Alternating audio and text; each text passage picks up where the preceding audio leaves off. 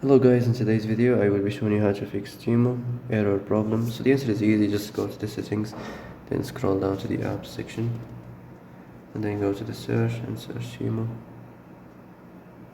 and then go to the storage, and here you will find this clear cache option. Click on it.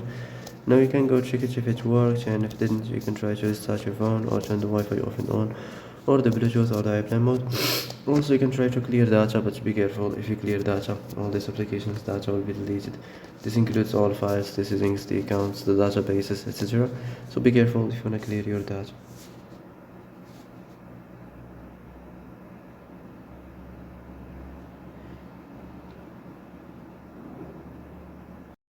And that's it for today's video. I hope this is the answer you've been looking for.